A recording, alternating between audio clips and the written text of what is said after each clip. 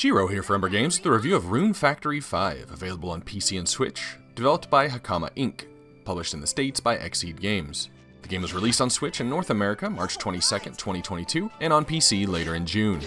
Rune Factory 5 is a combination of a farming sim with some friendship dating sim, I suppose, and an action RPG.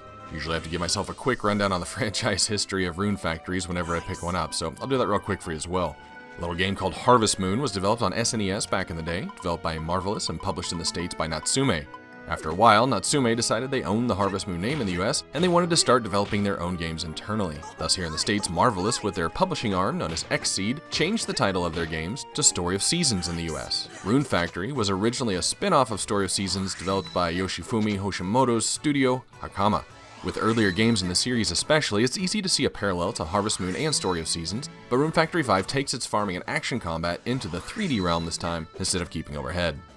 You begin the game as a character with amnesia, stumbling into a small town, and they immediately put you into the town's military and assistance-giving group called Seed. They give you a room and a plot of land and ask you to get to work. If you've played any of these farming sim games, you know the routine. You get a hoe and break up the land, beginning one square at a time, throw down some seeds of varying available vegetables or flowers, then water it with your watering can daily, likely filled up from a nearby well. Usually have a stamina bar, in this case it's rune points, which most of the farming actions will steadily deplete. There's in-game time that runs, giving you windows of time to do your work before turning into sleep, from which you'll wake up at 6 a.m. every morning, assuming you go to bed at that proper time. After set days for each crops and taking proper care and hoping they don't get wiped out by a typhoon, you can pick up your crops in their varying yields. Sometimes you'll get seeds from the harvest to replant as well. You can then take your goods, eat them, ship them for money, or purchase crafting apparatus to turn those raw goods into something better. You'll have rainy days where the weather will do your watering for you, and as long as you water every day, you shouldn't lose any crops from wilting. You don't really have to pay attention to soil quality, although you can buy a tool to help you keep an eye on it. There's a fertilizer bin that you can pick weeds and dry weeds from around your garden area and shove in there, and basically it kind of just seemed to help the number of crops that would come from a single pull at harvest time. You have a limited plot of land where you start, just outside your room. As you progress through the story, you'll actually open up giant dragons that have farming plots on their backs. Once opened, you can fast travel to these from nearly anywhere, anytime. Even though the dragons are elemental, they'll keep to the same season as your first main farm plot. The fertilizer bin also, I think, seemed to apply to all dragons as well. The game starts in spring, and there are, I think, 4 weeks to each of the 4 seasons. Usually these farming sims change things, like the ability to grow specific crops during their various seasons, but after kind of getting tired of waiting for carrots that said they grow in autumn, they kind of seem to grow just fine during summer too. Some of these sims even wipe out all of your crops on the day the season changes, but Rune Factory 5, you'll just kind of notice a palette swap on the environments. In fairness, I actually beat the game on like the second day of autumn, so spring and then summer, and then 2 days of autumn. So I didn't really even see much of autumn, or even a day of winter, so maybe there's some significant changes for those. Seed, the organization, has a quest board where various townsfolk will post tasks that open up your crafting options and seed availability in shops. Flowers don't become available until fairly late in story quests, and food crops have a couple progression things backing them up as well. I think by the end I only had 12 different food crops available, and the game's main quest was over before I even had enough time to grow and unlock all of the flowers. Crafting-wise, the game features cooking with about 5 or 6 different purchasable tables, knives for sushi, pots for soups, oven for baked goods, chemistry set for making healing potions and medicines, a crafting table for making armor and accessories, and a forge for making weapons. Each crafting transaction drains your rune points, and each successful craft will raise that corresponding skill level, assuming the recipe is not too simple comparative to your current level. You can try to craft things without knowing the recipe for a significant increase in required rune points to craft, but unless you're using some kind of guide to do that, you'll likely just want to stick with eating recipe bread you can purchase in town from the baker that has a daily limit, and you'll also receive some of those as rewards for completing tasks. Sometimes learning new recipes requires you to have skills other than the crafting ones themselves leveled. Like for example, fighting with a particular weapon, say a short sword, levels your short sword skill. And when you consume weapon recipe bread in combination with your forging skill, you're going to open new short sword recipes. No worries though, if you have no recipes you can learn currently from the recipe bread and you try to eat it, it will just go back into your inventory instead of being consumed. You have a relationship meter with everyone in the town who all have their own routines, likes, and dislikes. You can raise this reputation by giving them gifts and obviously gain more progress with things attuned to that character, but I didn't really see an easy way to tell what to give them either before or after handing them something. The quest you get early on is to raise every character's relationship to level 5. I think I had 3 people there of however many, 20, by the time the game was over. There seems to be some romancing options there as well, but I only had 1 girl to 7 by the end of the game and it still wasn't high enough to make a move. The basics of adventuring in Rune Factory 5 is leaving the town proper and venturing into the wilderness. Here you'll see shining gates of various colors and elements that will pop out a stream of enemies that will generally aggressively attack you. If you kill enemies without getting rid of the nearby gate, more will continue to pop out. If you're attempting to farm drops from a specific enemy type or have a quest to kill X number of them, this can actually be pretty helpful. If you're dungeon diving though and working on progressing through the story, some rooms will have a magic barrier go up and block you in until you defeat all the enemies, including those gates. There are a handful of weapons you can pick from, as I said, short swords. There's also dual blades, long swords, and hammer and axes. I went with the starting short sword and just chose to level that skill and thus open up more recipes for it.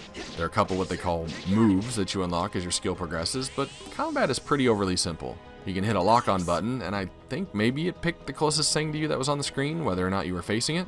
You could change targets by flipping the right stick, but if you're in a pile of enemies that are moving, it's pretty difficult most times to have that target you want selected. Actually, kind of reminded me of Grand Theft Auto 3 targeting. There's some spells and various weapon abilities you can obtain that can be mapped to some hotkeys, using the R button and a face button, and also X and Y. Using these will deplete your rune points. You have quite a bit of space to bring food and medicines, although accessing it during combat can be a bit troublesome, quickly navigating through your bag and trying to consume something uninterrupted, not being able to pause. There are a handful of overworld environments that open as you progress the story, and each location has one or more dungeon areas, entrances noted by a purple swirling gate and a doorway. Each dungeon will typically have multiple floors, and you can fast travel to a specific floor once you've accessed it the first time. So if you were to die or you run out of time for the day, you can fairly easily go back and pick up where you left off. Design-wise, except the last one, are extremely straightforward. Some have obvious walls that can be smashed for optional treasures, some have colored switches to bring down a wall blocking the other path, but yeah, pretty straightforward. Dungeons also have one or more bosses that can be repeatedly encountered if they have a drop you want as well. If you do happen to die, you'll wake up in the town clinic and they'll charge you a pretty hefty sum for the service. There's a save point in your house, outside every dungeon entrance, and typically on a floor or two within the dungeons.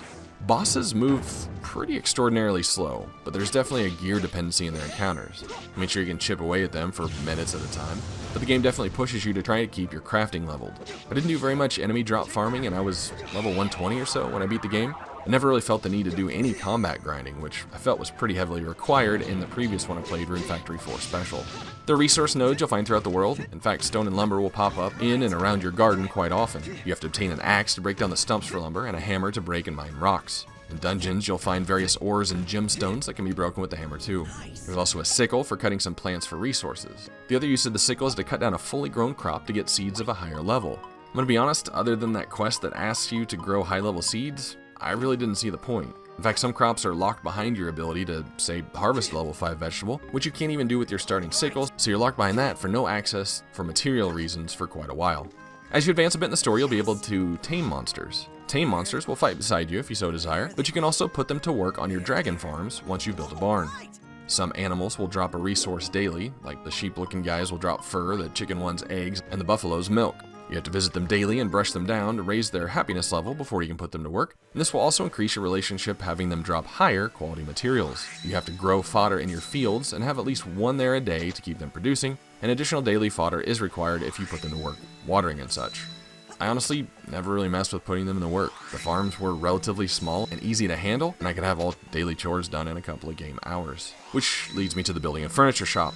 One shop in town will take large amounts of lumber and material stone and some cash and allow you to build all the crafting resources for your house, as well as making utilities for your farms and expansions on shops in town. Some of these functions take a ridiculous amount of lumber and material stone, which was usually the setback from purchasing them all. I took one of the larger farm dragons and planted several rounds of green peppers, which do multiple yields, and had upwards of 850 grand in cash with nothing to do with it because I didn't want to spend several in-game days just farming the lumber and stone. Aside from the crafting stations, you can use these resources to buy furniture and decorations to customize your house, but again, there's just a steep gathering opportunity cost there.